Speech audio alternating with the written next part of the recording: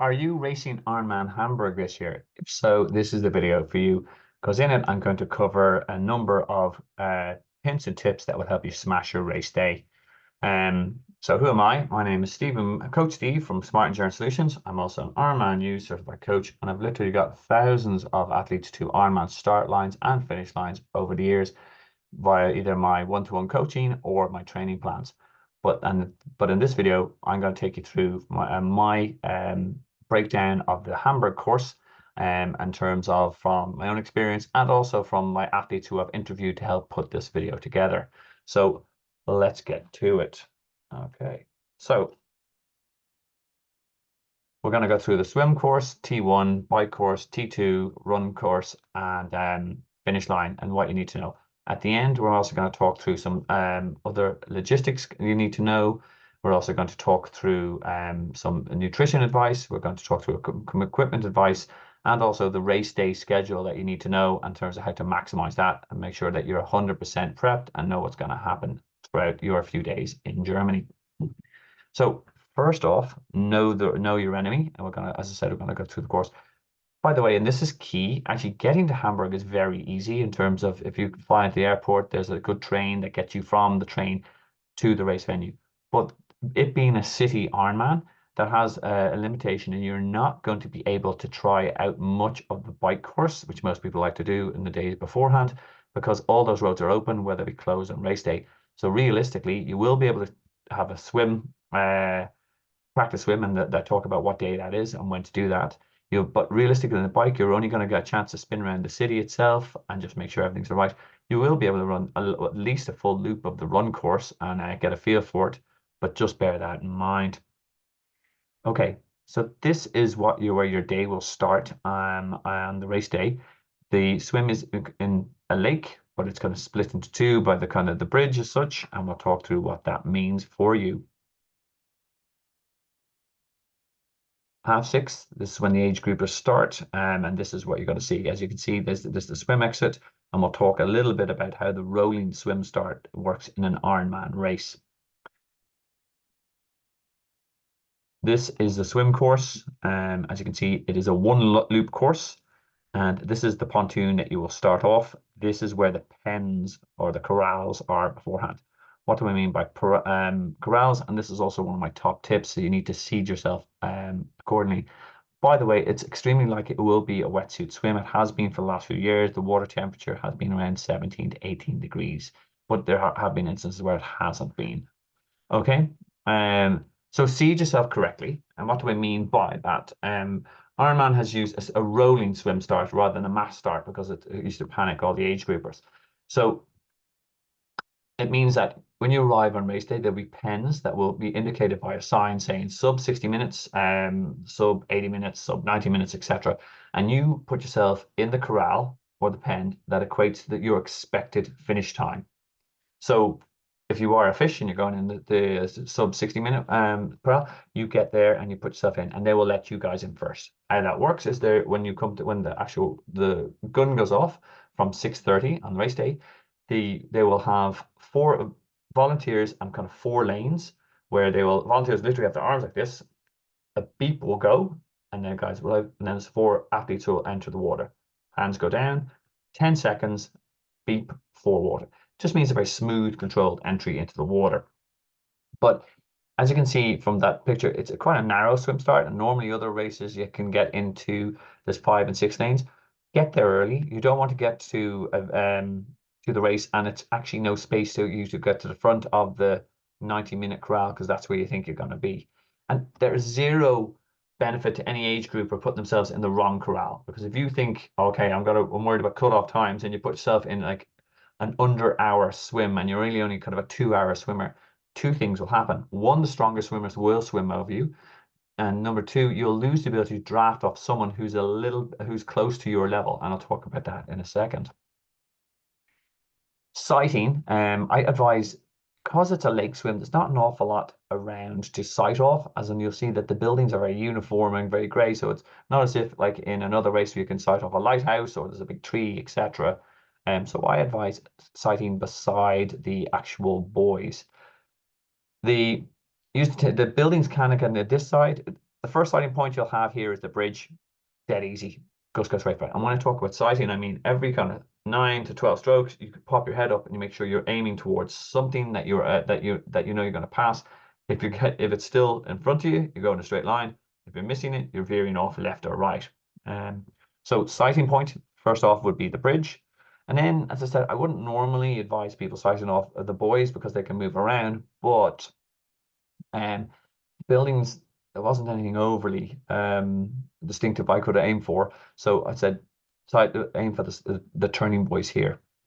Again, on the way back here, and on the way back in, you've got the bridge again. So that's actually a good solid sighting point. And then when you're in the second half of the lake, you've got the black swim echo arch, which we're all looking forward to. Advice in the swim, Ironman swimming is all about energy conservation because you have a long bike and a long run to come. Draft as much as possible. Drafting is illegal on the bike. It's 100% encouraged on the swim. Drafting is when you get on someone's hip, on their feet, and actually use them to break the water, the tension, and just swim behind them. Think about how it is when you swim behind someone in the pool. It's much easier when they're doing the work in front. Use that to your advantage. The other item I would say is when you're coming into the last couple of 100 meters, make sure you kick your legs a little bit more aggressively, because what will happen after you've been horizontal for like an hour, 2 hours, and people hop up, all the blood drains down to their legs. They get that jelly legs, and you see them kind of wobbling over. You can reduce that by kicking a little bit more. It helps the circulation. I also have some tips in the comments below about how to transition more effectively from swim to bike. Make sure you check them out in the comments. But okay, so you've had the swim of your life. You're actually bang on target. It's been a great start today. What does the swim exit look like? It looks exactly like this. As you can see, there's a pontoon here, and there's helpers that will actually will help, and helpers that will help pull you out of the pontoon onto that red carpet. Not the red carpet we're thinking of, that's a little bit down the track. But also, if you notice, you're going up some steps here, which will obviously got very wet and all the rest. So don't run up the steps. Take your time. You don't want to slip and bang your knee. That will make a mess of the entire day.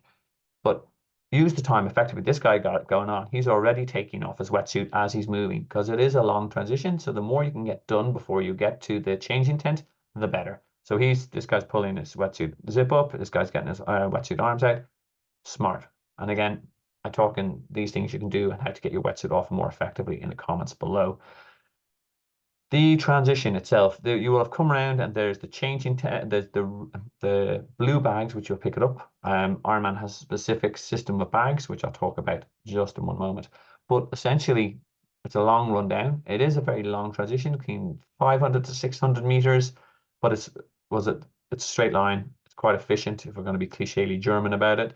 But and there's lots of sighting points where you can go, right, I am the fourth tree down, I'm after the changing tent, etc. And you should figure that out as part of your familiarization exercise the day before. It's also a single transition. You'll be coming back here for T2, means logistics on the couple of days beforehand are much easier, not like a challenge Roth where you have to go to 2 different places. But again, and it just makes things a little easier and less stressful on the days leading up to the race. As I said, Ironman has its specific transition rules in terms of it's not like your local race where you can just put everything by your bike. You have to use their bag system. Blue is bike to run, swim to bike. Red is bike to run.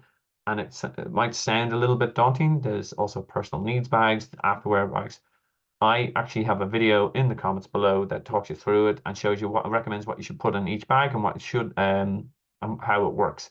But essentially, when you come through T1, you go through that changing tent, you've taken your wetsuit off, your goggles, and you'll take all your stuff out of your blue bag, put your helmet on, put your bike shoes on, and then you stuff your wetsuit and your goggles into the blue bag, hand it to a volunteer on the way out. They'll hang it later on, which you collect post-race. So we've got our blue bag, got the change tent, we have got out of our wetsuit, we have got our bike, and we're running towards the mount line. The mount line is the line that you have to pass your entire bike length before you actually hop on, so you will actually avoid a penalty. A couple of mistakes here. This guy is actually still behind the mount line, and so if the marshal spots him, he could get a 30-second penalty, whatever is going on. These guys have tried to do just go straight over and hop on the bikes, and there will be a lot of traffic when you're coming through here, and there's also, as you can see, there's an awful lot of space. Take advantage. Run past a little past, you're running a little bit more, but it means you can get your leg over on the bike and you're comfortable. No one's going to bang into your wheel. Take your time. It's all about thinking smart on the day. And then we're off on the bike course, which is a belter. So, but before we go there, I have a polite request. I hope you're enjoying the video. I hope you're feeling a little bit more prepared. And as a small request, I'd love you to hit that subscribe button. I like to do these videos and like to grow the channel. So if you subscribe, it would help me out. And as I said, there'll be other videos in there that you can see in terms of how to make you a faster triathlete. I'll be friends for life. So that's my small request. And thank you very much. And I hope I have earned your subscription.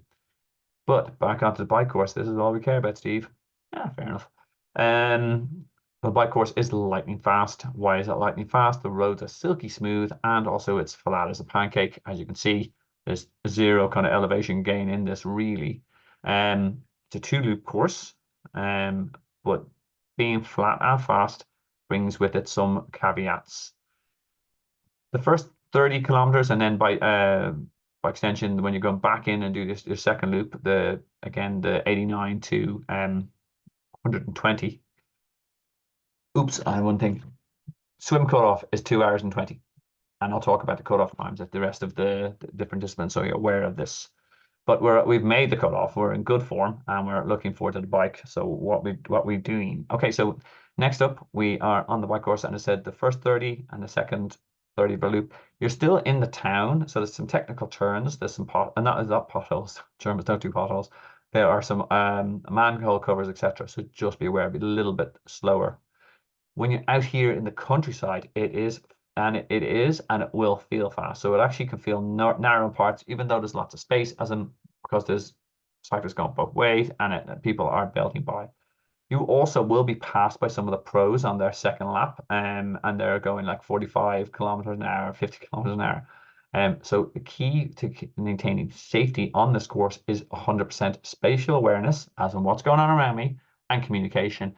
Shout, shout, shout. If you're overtaking someone, tell them you're overtaking. If you're going into an aid station, tell them you're going to an aid station. Do not assume that people know what's going on in your head, because they don't. And the more you give them the advance notice, the better people can work around one another. There will be drafting there. Because it's flat and it's fast, it tends to packs to form up. It's just the nature of the beast. Hilly courses tend to break up packs, whereas not if people are in a flat pace line, they'll end up sticking together. My advice to you, keep your nose clean, try to keep out of the packs. If you can, don't get pissed off with them if they go, don't give them verbals. It's just negative energy, and you're not going to make them any better people, and you're not going to actually, make yourself feel better. You'll just waste energy. Let them go. There are some railway lines and some sort of areas, a little bit of cobblestones and all, so just be aware. And again, this is the danger of such a flat and fast course. You can doze off. You go, wow, I'm just going to start churning out this 30, 35, 36 kilometer an hour, the time, and you still need to be 100% aware. The aid stations, I'll talk about how the flow of aid stations happen in the next slide, and also what's at them are at 21k, 21 and 110, 40, 128, 66, 155, 82 and 171. And also there's the personal needs at 21 and 100. So top tip, print this on a piece of paper, write out and sellotape on the stem. And you go, but why? There's five locations really. I just need to.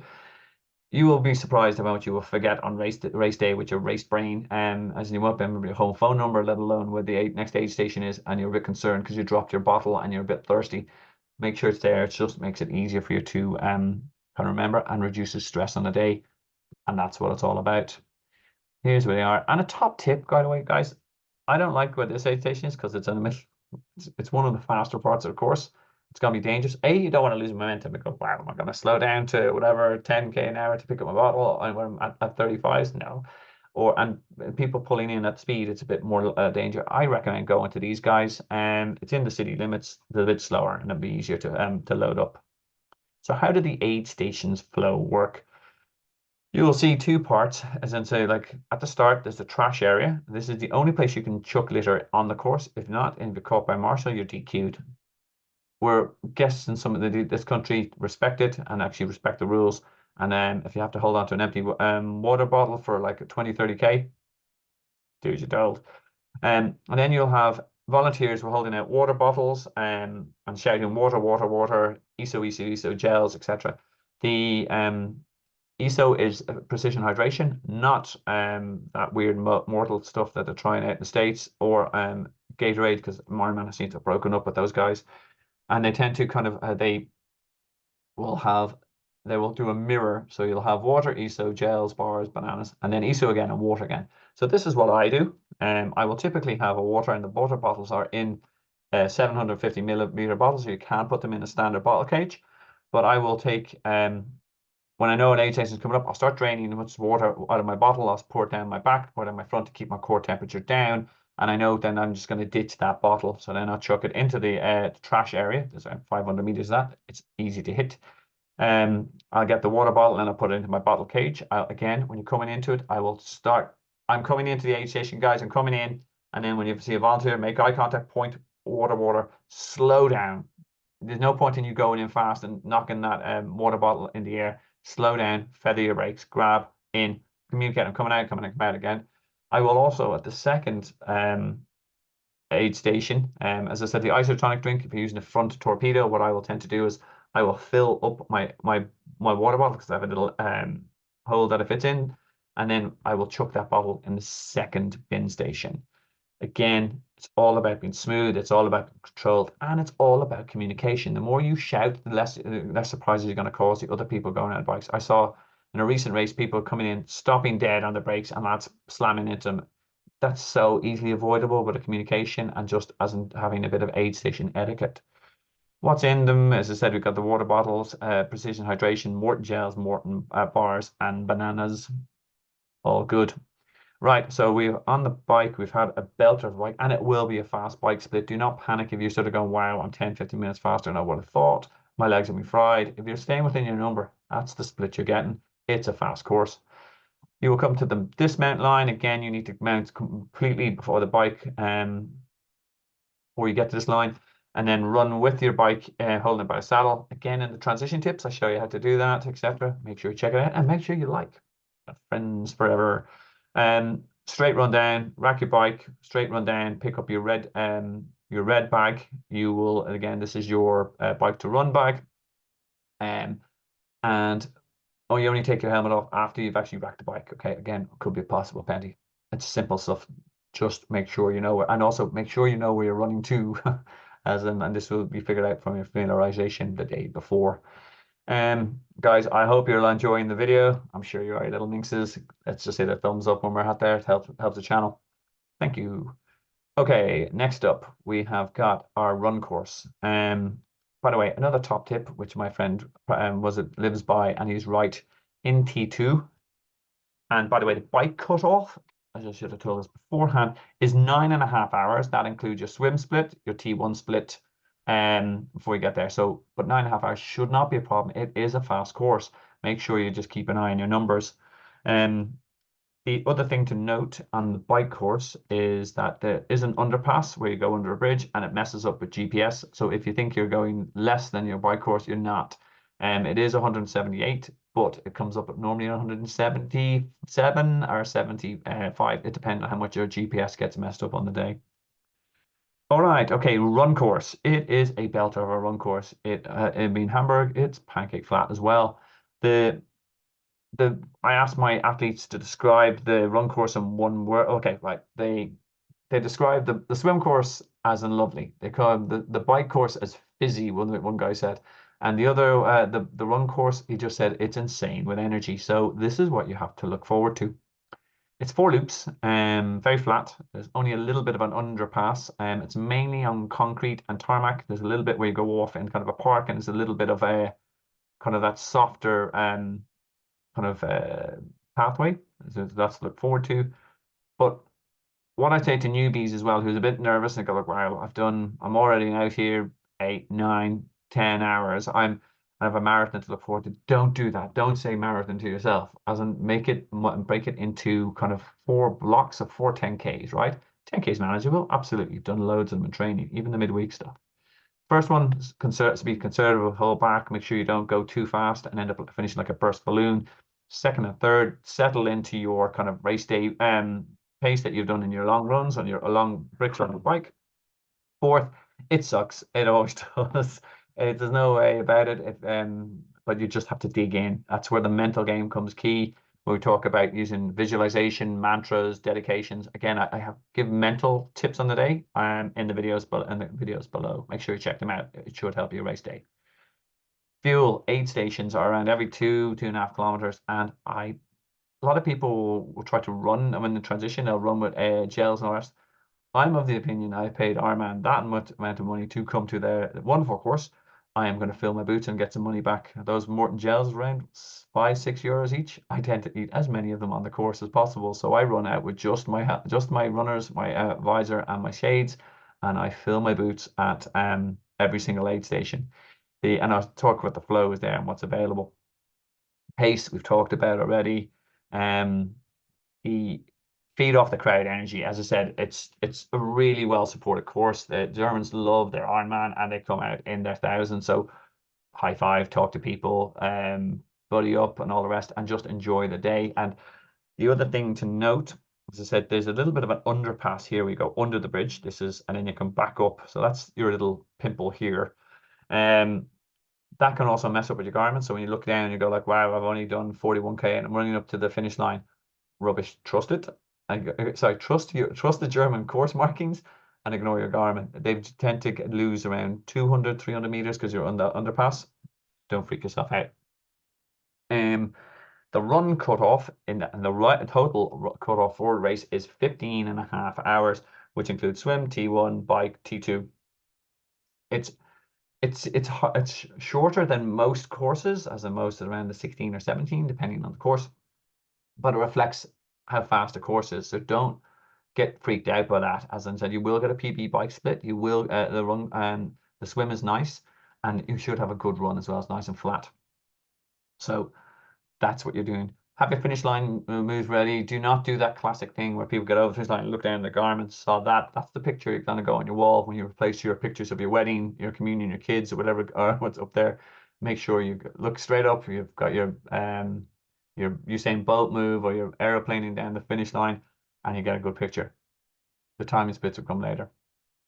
So aid stations, as I said, there's your bananas. As you can see, they're regularly spaced out. Very handy. This is what you'll get at the aid stations: water, isotonic, precision hydration as confirmed, cola, gels, bars, fruit and crackers. Take on board salt as much as possible because you will be sweating a lot. It can get very hot out there on the day and you'll feel it on the run more so on the bike. Your trash station, again, rule stand. Do not dump on other people's country, as in use the trash stations as it's a race is important to you, but it's also important that we're good ambassadors to the country. What's at them? Salty snacks, oranges and stuff like that. I tend to try and get solids as well, rather because I've been eating gels and other stuff all day and my stomach bites up. I use cola on the second and third laps because you get that sugar boost and gives you that rocket fuel, which you will need on the marathon. So what's it all about? This is your finish line, and this is something you should see beforehand and visualize. When things get tough, you go, wow, I need to get there and all the rest of it. This is what I worked for. But also add in a couple of hundreds of Germans, family, friends, everyone cheering you down the finish line and everyone wanting you over that. If you're a newbie, there's a bell there that you ring that they will make sure that they will take care and sort of shout out your name, that Stephen Moody, you are an Ironman. They try to do it as many possible, but if it gets full and there's a lot of people coming down, which can happen, they will prioritize people who have rang the bell. And by the way, don't, unless you're going for under 10 hours and you've got like 3 seconds to go, do not sprint down this. You've worked too hard to get there. Enjoy it. Was it a high five people, airplane, whatever you want to do. Milk this moment. You've worked hard, you deserved it, and you want those perfect finish line pictures. Speaking of a super finish line, this is my friend Lewis, who actually is coming over in under 10 hours in Hamburg and qualifying for the World Championships. He was going to call the bike course fizzy. I really hope you have as good a day and a satisfying moment as Lewis has on the bike course. On the overall course. Other things to bear in mind that are non-training course related, but are key all the same. Race day nutrition. I could go on that for a good half an hour, but there's a video in the comments below. You should be dialing this in now, and it should be ideally dialed in. If not, you're just tweaking what you're going to do, what you're going to eat, how you're going to eat, how you're going to keep on track. Cover that in the video below. Equipment recommendations. Come other items. Hopefully it should be a wetsuit swim, tinted goggles, tri suit, or a change into dry cycling gear and dry run gear. I have discussed the merits and pros and cons of all three options down below. Neck guard and body glide. I'm a big fan of this bad boy. It stops me getting my neck wrecked from the wetsuit, which you don't want, a sore neck and for the entire bike and run. I also use body glide on my arms to get the wetsuit up quicker. Again, I cover that in transition tips in the videos below. My head is getting in the way here, but there's a bike question here about whether TT or road bike. 100% TT. If only a road bike, get some aero bars in and practice on it. Make sure you're good and comfortable. Socks, definitely use socks for both T1 and T2 as and very comfortable and also very psychological, and dry your feet. Take a couple of seconds in transition 1 and transition 2. It's not like a sprint or an Olympic. It's you could, by saving 30 seconds and then blisters because of wet feet, you could have a much slower run. Loctite laces, if you've not used them before, essentially turn your runners into slip-ons and will save you up to a minute in transition. But would and also useful for other races. Field test below, and also the link to actually buying them on Amazon. So those are the equipment recommendations: wetsuit, tri-suit, TT bike, loctite laces, socks. Big fan. All right. Final things you need to do when the kind of your taper, make sure you tie down, make sure your logistics are right, your hotel bookings right, transfer details, you know what's going on, plan out your arrival and key events. I'm going to talk about the actual events schedule at the end, and you can sort of map that in. Book your bike service prior to travel. A lot of people forget this, as in you've done a lot of miles in that bad boy. You don't want to turn up on the race day and find out that something's wrong with the crank or the ball bearings are going. Just get it in, give it some love beforehand. It'll serve you well on the day. And if a lot of your teammates are coming, your local bike shop will be booked up, so do it early. How you getting your bike there? We're a big fan of teamtruck.eu. I have a discount code if you want to use them. That's down in the comments below, or using a bike box. I cover that, how to use a bike box, in my packing videos. Packing checklist, speaking of, you will need one for swim, bike, run, and the other stuff you tend to forget, which is key, in your ID, your chargers, other training gear, etc. A lot to worry about. Don't worry, got you covered. There's a video below, and with an easy, handy, downloadable checklist. Also, one of my top tips for when you're traveling, if you are using a bike box, is Apple AirTag. I put one of these lads in my bike box when I went to Florida, and it stopped me losing my bike when the Aer Lingus guy was going, no, your bike didn't make the flight, and I was have to wait for the next flight. And said, oh yes, it did. If you see on my iPhone, it's just over there behind that door, and lo and behold, it came. So again, link to how to buy them on Amazon. Just get them to pair them with your iPhone. Great piece of kit. Okay, race venue key timetable. Registration opens up on the Thursday around 10 a.m. Make sure you get that out of the way early, because A, you don't want to be on your feet if there's big long queues developed, and B, all the good stuff in the expo goes. The race briefings are 3 p.m. on Friday and 4:30 for Germans. The other key things that I would highly recommend is the practice swim happens on the Saturday between 10 and 1. Just gives you an idea for the kind of the water. The lake water is surprisingly good for a city venue, and what temperature, you get a feel for that then. You'll also need to check in your bike and your transition bags between 1 and 6 on the Saturday. And then race morning transition opens at 5. You will get access to your bags. You will get access to your bike. Put on your kind of your bike computers, your shoes, and your food. And then, because leaving it overnight, you'll things can go wrong. Little critters start eating your energy gels, etc., and all that. So be covered in ants. Don't want it. So only do that in the morning. You will start kicking off having the day of your life on 6:30 on race morning. Okay, guys. I hope that was useful. Best of luck in Hamburg. If you want and you have some queries, feel free to email me at info@smartenduranceSolutions.com. I really started doing these videos to help people have as good race day experience. Initially, they were for my athletes; they loved them, and now a lot of other people I can help out. As I said, all I ask is you hit like, you hit subscribe, and then we can help each other out more in the future. So go smash it in Hamburg, and even let us know how you got on. It is a superb venue. and I wish you the very, very best.